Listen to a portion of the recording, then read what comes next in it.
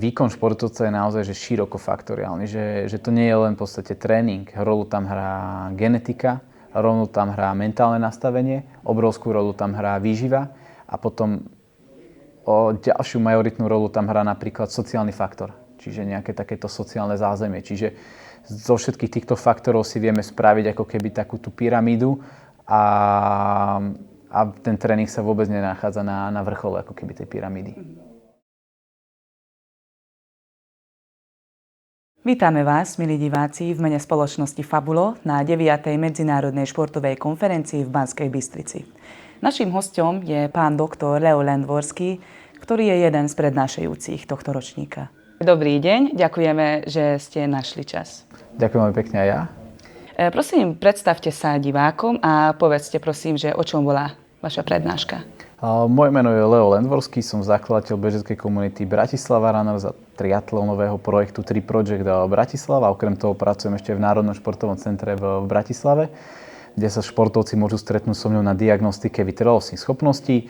No a moja prednáška bola taký hĺbší pohľad v podstate do zóny 2 a či je naozaj svätým grálom tá zóna 2, keďže je momentálne veľmi propagovaná aj odborníkmi, ale rovnako aj influencermi a v podstate teraz naozaj veľa ľudí si pridáva, že trénuje iba zónu 2. Také hlavné myšlienky, prednáška bola rozdelená ako keby na dve časti, že sme sa pozreli na zónu 2 z pohľadu zdravia. Tam sme vlastne preukázali jasný účinok, že tréning v zóne 2 zlepšuje naše mitochondriálne zdravie, ale potom aj na zónu 2 z pohľadu výkonu, kde vlastne sme si povedali, že zóna 2 nie je tým svätým grálom a že my potrebujeme rozvíjať široké spektrum tých intenzít podľa tej špecializácie toho športovca, aby to bolo špecifické. Zjednodušene, inak bude trénovať bežec, ktorý sa pripravuje na maratón a inak bežec, ktorý sa pripravuje na stredné trate. Vy pracujete so športovcami. Čo býva pre nich najväčšia výzva v tréningu? Prvé, čo ma napadlo v hlave, je asi taká tá konzistentnosť, že vždy na začiatku prípravy ten pík motivácie tých športovcov je naozaj vysoký. Čím ale tie tréningy sú náročnejšie, aj objem je vyšší a už prešiel nejaký dlhší čas tej prípravy, tak vtedy tá motivácia trošku zvykne ako keby že klesnúť a to je rozdiel potom medzi tými top športovcami a tými športovcami, ktorí ako keby nedajú tomu tréningu tých 120%, čo si to žiada. Výkon športovca neovplyvňuje len tréning. Čo ďalšie podľa vás hrá úlohu? Tých faktorov je strašne veľa. Že v podstate výkon športovca je naozaj že širokofaktoriálny.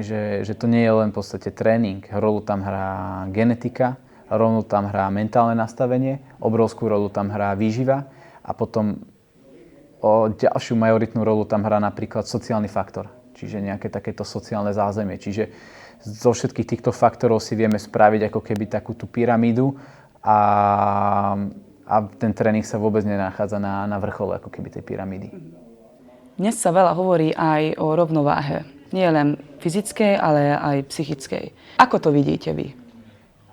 Je to veľmi dôležité, že v podstate ten hlavne vrcholový šport je psychicky akože veľmi, veľmi náročný, lebo ten športovec musí veľa obetovať. Ak je to ešte mladý športovec, tak v podstate v nejakom mladom veku, že chodí do školy, tak on nepozná nič iné, len školu a tréning. Nemá tú zábavu, čo majú najmä tomu, že jeho rovesníci. Čiže z tohto pohľadu je to naozaj náročné. Čo odporúčam vždy športovcom, tak v podstate ten šport, ten tréning, to sa musí stať nejakým zdrojom jeho zábavy, že musí mať ako keby, že preto váše, nemôže to brať ako takú povinnosť, ako chodenie napríklad, že do práce. A jedine ten, že kto je ako keby, že takto poviem, že posadnutý tým svojím športom sa dokáže zlepšovať. Čo sa týka regeneráciu, myslíte si, že športovci sa dnes regenerujú dostatočne, alebo túto časť tréningu stále podceňujú? Toto je ťažká otázka. Neviem, že či ju viem tak úplne ako keby, že paušalizovať, ale ak si porovnáme tréning a regeneráciu, tak určite väčšina športovcov má hlavne medzery v regenerácii než v tréningu. Aký je váš názor? Trénujeme dnes zdravšie než pred 20 rokmi, alebo sa na výkon stále tlačí príliš veľa?